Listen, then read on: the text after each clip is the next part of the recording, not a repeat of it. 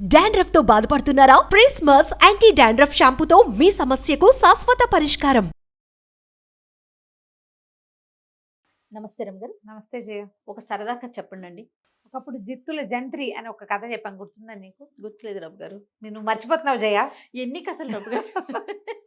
మరి నేను ఎలా గుర్తు పెట్టుకుంటున్నాను? అదే కదా, అదే రమగారు. మరి ఒకసారి చెప్పండి, ఒక్క లైన్ చెప్పండి. అది అదే జిత్తులు ఒకడు చాలా తెలివైన వాడు రాజుగారు ఆయన వాడి దగ్గరికి వెళ్తాడు. నువ్వు ఇంత తెలివిగా ఎలా ఉంటుంటే జిత్తుల జంత్రి అని ఒకటి ఉందండి, అది తీసుకొస్తాను, మీ గుర్రం మీ బట్టలు నాకు ఇవ్వండి అని తీసుకెళ్తాడు. గుర్రము బట్టలు తీసుకుని వెళ్ళిపోతాడు. చూసావా? మళ్ళీ సెర్చ్ చేసుకొని మొత్తం వింటాను వినాలి రమగారు. నువ్వు. ఖచ్చితంగా. సారీ రమగారు, ఒకవేళ ఎవరికి గుర్తులేదో వాళ్ళందరూ ఈ జిత్తుల జంత్రి కథ వెతుక్కుని వినండి, మళ్ళీ వినాల్సిందే, తప్పదు. బాగుంటుంది సరదాగా. Sure sure. ఇది కూడా జిత్తుల జాలయ్య వీడొకడు. ఒక ఊళ్ళో ఒక రాజుగారు నగరంలో జాలయ్య అని ఒకడు ఉండేవాడు. వాడు అందరినీ బోల్తా కొట్టించి పాపం గడుపుకుంటూ ఉండేవాడు. ఓసారి వాడు ఒక సైనికుడికి దొరికేశాడు.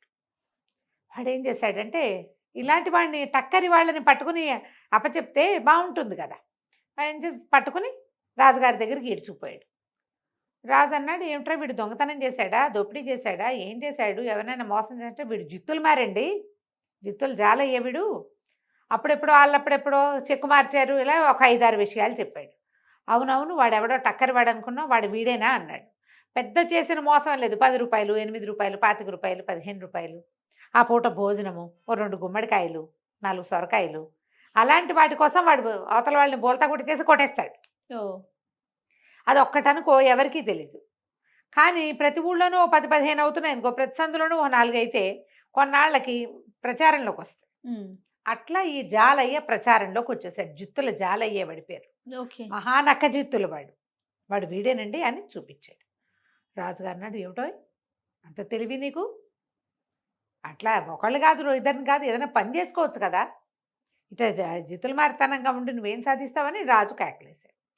వాడు అన్నాడు, ఏదో ఒక దాన్ని పెట్టుబడి పెట్టుకుని బతకాలి కదా బాబయ్య, నా తెలివిని పెట్టుబడి పెట్టుకుంటున్నాను నేను అనేసరికి రాజు అన్నాడు, అవును నువ్వు చేసినవి చాలా నాకు ఇంట్రెస్టింగ్గా అనిపించాయి, సరే ఇప్పుడు ఏమిటంటావు చెప్పు, జైల్లోకి వెళ్తావా, శిక్ష ఇంకేదైనా కొరడా దెబ్బలు అవి తింటావా అనేసరికి వీడు, బాబు జైల్లో ఉంటే నాకు తిండండి, మా ఇంట్లో తిండి అది కుదరదు, దెబ్బలు తినడానికి నేనంతా సత్తా ఉన్నవాడిని అయితే కష్టపడి పని చేసుకునేవాడిని కదా, ఇటా కాదండి, ఇంకో మార్గం చెప్పండి అన్నాడు.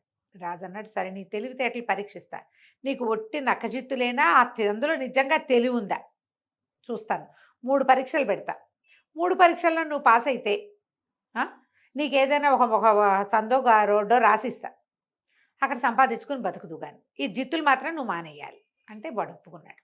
ఒప్పుకుంటే ఈయన ఏం చేశాడు, ఆ జాలయ్యను వెంబడి పెట్టుకుని మేడ మీదకి తీసుకుపోయాడు.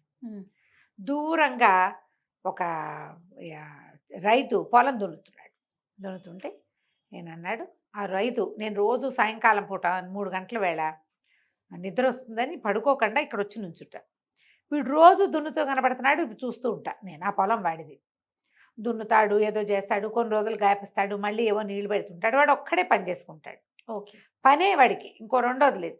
నువ్వు వాడికి తెలియకుండా వాడిని మోసం చేసి వాడి ఎద్దులు 2 కొట్టేయాలి, నువ్వు దొంగతనం జరిగినట్టు వాడికి అర్థం కాకూడదు, నువ్వేం చేస్తావో చేయమన్నాడు. అనేసరికి సరేనని ఒప్పుకున్నాడు. వెళ్ళాడు. వెళ్తే అసలు ఆ రైతు తలకాయ తిప్పడు, ఎవరికేసి చూడ్డు, మాట్లాడు, నవ్వడు, పని తెప్పిస్తే రెండోది చేయడు. వీడేం చేశాడు, జాలయ్యకి మంచి కంటెంట్, భలే స్వీట్గా పాడేవాడు. అయితే ఏమైంది, ఆ పక్క పొలంలో చెట్ల చాటును కూర్చుని సన్నగా పాడడం మొదలుపెట్టాడు. ఈ పని చేసే వాళ్ళకి ఓ చిన్న పాట అవి వినపడితే ఆసక్తికరంగా ఉంటుంది. ఆయన నిశ్శబ్దంగా ఉన్నాడు కదా, పాట మధురంగా వినపడుతుంటే కాస్త తాదాత్మ్యం వచ్చింది అందులోకి, పరవశించిపోయాడు ఆయన, ఎంత బాగా పాడుతున్నారు అని చెప్పి. అది దాని మీద ఉన్నాయి కదా, ఈ మన తవ్వే దాని మీద ఏమంటారు దాన్ని, నాగల మీద ఉన్నాయి గొడ్లు ఎడ్లు, వాటిని వదిలిపెట్టి ఆ పాట వస్తున్న వైపుకి వెళ్ళాడు. ఎవరో ఉన్నారు, మనిషి ఎవరో చూద్దాము అని చెప్పి అటు వెళ్ళేసరికల్లా వీడేం చేశాడు, చెక్కమని ఇటు వచ్చేసాడు. అతను ఆ చెట్ల పొదల్లోకి వెళ్ళాడు. వీడి రాగానే వీడి దగ్గర ఓ చిన్న ఇంత రంపం లాంటిది ఉంది. గబగబా ఈ ఎడ్ల దగ్గర నిలబడి కొమ్ములు కోసేసాడు, ఎడ్లవి తోక కూడా కత్తిరించేశాడు. ఆ కొమ్ముకు వస్తే నొప్పి రాదు వాటికి, తోక కత్తిరించినా కూడా ఏదో మూలుగుతాయి కానీ పెద్ద సౌండ్ రాదు. గబగబా వాటిని ఏం చేశాడు, నాగల నుంచి ఊడదీసేసాడు. ముందు నిలబడి ఉన్నాయి, కోసేసాడు కొమ్ములు. ఆ కొమ్ముల్ని పక్కగా ఒక చోట కాస్త బురదగా ఉన్న చోట పాతి పెట్టాడు. తోక కూడా కనపడేలాగా పెట్టాడు. ముందు కొమ్ములు కొంచెం దూరంగా తోక. అది ఎట్టా కనపడుతుందంటే ఒక ఎద్దు ఆ బురదలో దిగబడిపోయినట్టు కనపడేలాగా పెట్టేశాడు. ఓహో పెట్టేసేసి ఈ 2 ఎడ్లని 2 చరుపులు తెచ్చి తోలేశాడు అడవిలోకి. పక్క పొలాల్లోకి తోలేసేసారు కల్లా. ఆల్రెడీ తోక కత్తిరించబడి ఉంది కదా! ఓకే. బాధగా ఉంది బయటికి. పారిపోయే ఛాన్స్ వచ్చింది అవకాశాన్ని అవి కాస్త వెళ్ళిపోయింది. ఆ, ఈ పాటగాడి కోసం అటు ఇటు తిరిగిన రైతు వచ్చే లోపల ఈ క్రియ చేసేసాడు. చేసేసి మళ్ళీ ఇంకో పక్కకి వెళ్ళి నుంచున్నాడు. ఈ రైతు వచ్చాడు దగ్గరికి. చూస్తే ఏముంది, నాగలేమో ఊడదీసింది, ఎడ్లేమో లేవు. అయ్యో ఊడదీసుకుని పోయినాయా, ఏ పక్కకు పోయినాయని అటు ఇటు చూస్తే పక్కన బురద గుంటలాగా ఉంది. ఉన్నది ముందున్నదే వాళ్ళకి తెలుసు. మామూలుగా ఎడ్లు అవి వట్టల్లోకి దిగవు, చక్కగా సాఫీగా నడిచొస్తాయి. అవును. తను ఆశ్చర్యపోయి వెతుక్కుంటుంటే మన ఈ జుత్తులు జాల ఉన్నాడు కదా, వాడు అప్పుడే వస్తున్నట్టుగా మొహం పెట్టి, ఏంటన్నా వెతుకుతున్నావు అన్నాడు. నా గొడ్లు కనపడలేదు తమ్ముడు, ఇందాక ఇక్కడే ఉండాలి 2 ఎడ్లు, పొలం దున్నుతూ ఉన్నాను, ఎటుపోయినాయో ఏమిటో అంటే ఇతను అన్నాడు, అదేంటి భూమిలోంచి వచ్చినట్టు కనపడుతున్నాయి, దిగబడిపోయినాయేమో చూడు అన్నాడు. వీడు పోయి కొమ్ములు పుచ్చుకుని లాగేసరికి కొమ్ములు ఊడి చేతిలోకి వచ్చాయి. పైన పాతి పెట్టినవి రావు, తోక పుచ్చుకుంటే తోక వచ్చేసింది. నేను నిర్ఘాంతిపోయి అయ్యో లోపల కూరుకుపోయి కొమ్ములు ఊడిపోయినాయి నా ఎడ్లకి, ఇంకేం చేస్తాను, నా పొలం పని అంతా పాడైపోయిందని ఆ రైతు వెళ్ళిపోయాడు. దొంగతనం జరిగిందేమోనన్న ఊహ కూడా రాలా అతనికి. బురదలో దిగడిపోయినాయి అంతే అనుకున్నాడు పాపం. ఇంకేం చేస్తాడు, వెళ్ళిపోయాడు. ఆ మేడ మీద నిలబడి రాజుగారు ఇదంతా చూస్తూనే ఉన్నాడు. ఓరి వీడి తెలివి, వీడి దుంపదేగా అనుకుని, మన వల్ల కదా ఈ పరీక్ష అయ్యింది, అరే రైతుకి ఒక జత ఎడ్లు తోలండిరా అని చెప్పి ఒక జత ఎడ్లను తోలిచ్చాడు. కొన్నాళ్ళకి వాడి ఎడ్లు వాడికి దొరుకుతాయి. ఈ లోపల రాజుగారి వల్ల వాడు నష్టపోకూడదు కదా. సరే ఏం చేశాడు, బాగానే ఉంది. మళ్ళీ రాజుగారి దగ్గరికి వచ్చాడు. సరే రాజుగారు అన్నారు, భలే గెలిచావు, చాలా తెలివి నీకు. సరే మనకి పంచకళ్యాణి గుర్రం ఒకటి ఉంది, అశ్వశాలలోకి వెళ్ళి దొంగతనం జరిగిందని అర్థం కాకుండా గుర్రాన్ని తీసుకురావాలి నువ్వు. ఓకే అంటే తెస్తానండి అన్నాడు. ఈ ఫస్ట్ టైం చూసిన వ్యవహారం మీద రాజుగారికి పుట్టాడు అనుమానంగా ఉంది, అమ్మో వీడు సాధించేస్తాడని. అక్కడి అశ్వశాలలో వీళ్ళు ఉంటారు గుర్రం కాపలా వాళ్ళు, ఒరే ఇవాళ రాత్రి మన గుర్రం దొంగతనం చేయబడే అవకాశం ఉంది, మెలకుగా ఉండండి, గుర్రం జాగ్రత్త అని చెప్పాడు. వీడేం చేశాడు, అటు తిరిగి ఇటు తిరిగి ఒక సైనికాధికారి గారి ఇంట్లో చొరబడి, ఆయనకి వాళ్ళకి బట్టలు ఉంటాయి కదా సైనికాధికారి గారు, ఆ బట్టలు సంగ్రహించుకుని రాత్రి బాగా 1 గంట 2 వేళ ఓ సంచి భుజాన్ని వేసుకుని సైనికాధికారి బట్టలతోటి వెళ్ళాడు. వీడు వెళ్ళేసరికి ఆయన నడిచొస్తున్నాడు, ఈ వేషంలో ఉండి నడిచొస్తున్నాడు. మొత్తం అశ్వశాలంతా దీపాలు వెలిగించున్నాయి, అందరూ సిద్ధంగా నుంచునున్నారు కర్రలు పుచ్చుకుని. ఇట్లా ఒకడు పంచకళ్యాణి మీద కూర్చుని ఉన్నాడు. ఈ గుర్రాన్ని ఎటా కొట్టేయటం, అక్కడి నుంచి సైనికాధికారి బట్టలు రాత్రిపూట మొహాలు ఏం కనబడతాయి, శిరస్త్రాణాలు ఉంటాయి. అబ్బా ఎంత బాగా ఉన్నారా మీరంతా మెలకుగా, సమయం గడిచిపోయింది, రాజుగారు చెప్పారు ముహూర్తం దాటిపోయింది, ఇంకా ఏమీ దొంగతనం అవ్వదు, ఏమవ్వదు, మీరు ఇంతవరకు కాపలా ఉన్నందుకు ఇదిగో మీ అందరికీ ఇదిగో ఈ బుడ్లు పంపించారని చిన్న చిన్న సీసాల్లో అందరికీ డ్రింకులు ఇచ్చాడు. అప్పట్లో కూడా మత్తు పానీయాలు ఉండేవి. అదే కదా. వీళ్ళందరూ తాగేశారు. సంతోషం పట్టలేక రాత్రి 1 గంటకు నిద్రలు ఇంకా కాయక్కర్లేదు కదా, 1 గంట 2 దాకా మెలకుగా ఉంటే ఊపిరి ఆడనట్టు ఉంటుంది, అది మంచి టైం కదా. 1 to 12 to 3 అద్భుతమైన నిద్రా సమయం మనిషి అన్నవాడికి. ఆవలించుకుంటున్నారు అక్కడికి పాపం. సరే అందరూ తలా ఒక బుడ్డి తాగారు. గడపలు దాటకముందే ఎవరి దారిని వాడు చొప్పకట్టల్లో పడిపోయారు. ఇది చక్కగా సైనికాధికారి బట్టల్లో గుర్రం వేసుకెళ్ళిపోయాడు మనవాడు జాలయ్య. వేసుకెళ్ళిపోయి తెల్లవారు దాకా అక్కడ ఇక్కడ తిరిగి తెల్లవారేసరికల్లా రాజుగారి దగ్గరికి తీసుకొచ్చేసరికల్లా ఈ అశ్వశాలకు కబురు చేస్తే ఆ రాత్రి దొంగతనం అవదని ఇంకేం అవదని చెప్పేశారు. సైనికాధికారి వచ్చి అందుకని మేమందరం పడుకున్నామన్నారు. గుర్రం ఎక్కడుంది, రాజుగారి ముందు నుంచి. ఆశ్చర్యపోయాడు, పూర్ణి ఇది కూడా బాగా చేశాడే, వీడికి ఆ సమయానికి ఏం చేయాలో తెలుసు, టక్కరివాడు.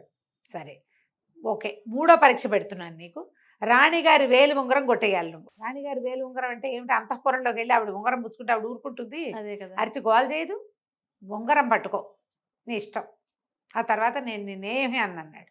అన్నాక సరే బాగానే ఉంది. సాయంకాలం చీకటి పడ్డాక ఆ రోజు రాత్రి రాజు రాణి ఇద్దరు మేడ మీద కుర్చీలు వేసుకుని కూర్చున్నారు.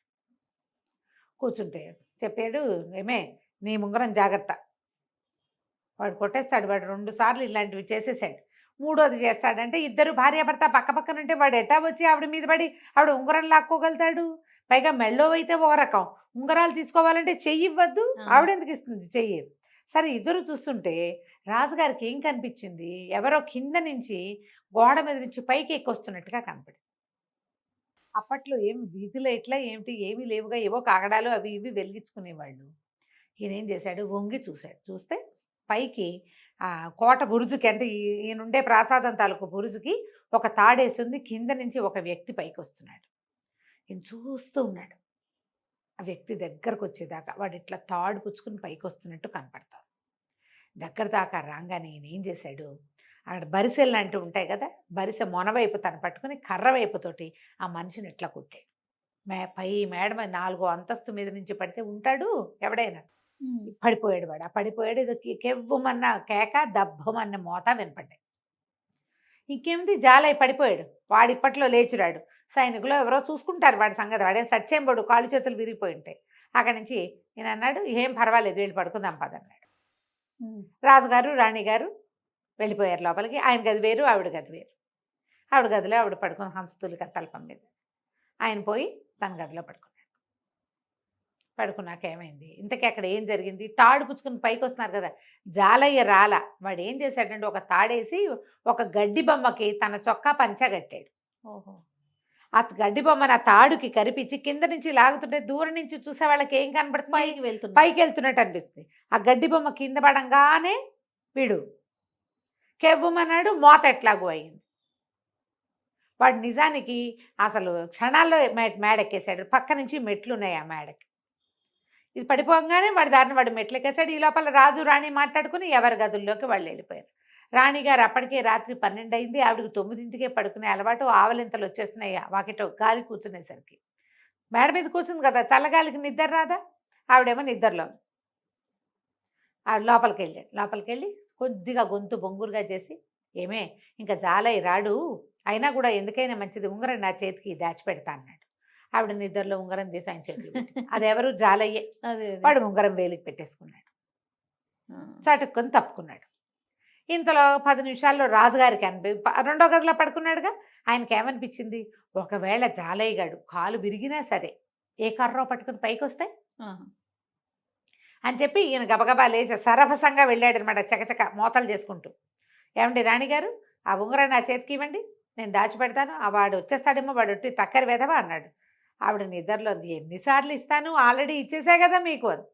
అప్పుడు చూశాడు ఆవిడ వేలికి ఉంగరం లేదు. అమ్మ జాలయ్య కొట్టేశావురా అనుకున్నాడు. తెల్లవారేసరికల్లా ఉంగరం పుచ్చుకొచ్చాడు జాలయ్య. ఇదిగోండి మహారాజా అనగానే, మహారాజు అన్నాడు, ఎంత తెలివోయి నీకు సానుకూలంగా పనిచేసుకోవటం, దాన్ని గొడవ కానివ్వకుండా ఉండటం వచ్చు. సరే ఓ పంచి, ఊరికి ఉత్తరంగా ఉన్న వీధుల్లో ఒక వీధి నీకు ఇస్తున్నాం. ఆ వీధిలో 40-50 ఇళ్ళు ఉన్నాయి. ఆ దానికి అనుబంధంగా ఉన్న తోటలు దొడ్లు అన్నీ నీవే. అవి అద్దెకిస్తావో, అమ్ముకుంటావో, నీ పేరే పెట్టుకుని నువ్వు అక్కడ ఉంటావో ఉండు. అవసరమైనప్పుడు సలహా ఇచ్చే సలహాదారు ఉద్యోగం ఇస్తున్నాను నీకు. నీ చుట్టాలని పక్కాలని అవి ఇదంతా పెట్టుకో, ఉద్యోగం ఉంటుంది, నీకు జీతం ఇస్తాను. మీ వాళ్ళందరినీ ఆ ఇళ్లలో దింపుకో. ఇక మాత్రం నీ జిత్తులు బయట చేయకూడదు. జిత్తులన్నీ రాజ్యానికి రాజుకే ఉపయోగపడాలని చెప్పి ఆ జిత్తులు జాలయ్య వీధి అని ఒక వీధి ఇచ్చి వాడికి గౌరవంగా ముంచుకున్నాడు. పాతకాలంలో ఇట్లా దొంగల్ని దోపిడీదారులని రాజుగా ఉపయోగపడేలాగా జీతాలు ఇచ్చి ఉంచుకునేవాళ్ళట. ఖలీఫా కథల్లో చూస్తాం మనం ఇట్లా. ఈ వనరాజుల్లో కూడా కొంతమంది చేసేవాళ్ళు. వీళ్ళు తెలివైన వాళ్ళు, వాళ్ళని విశ్వాసపాత్రులుగా చేసి ఉంచుకోవాలి, శిక్షించకండి. అప్పుడు వాళ్ళు తెలివితేటలు రాజ్యానికి ఉపయోగపడతాయి. అది తెలివి కథ కంచికి మనం ఇంటికి. నమస్తే రమ్మగారు. నమస్తే. సుమన్ టీవీలో మీ పర్సనల్ అండ్ బిజినెస్ ప్రమోషన్స్ కోసం కింది నెంబర్కి కాంటాక్ట్ చేయండి.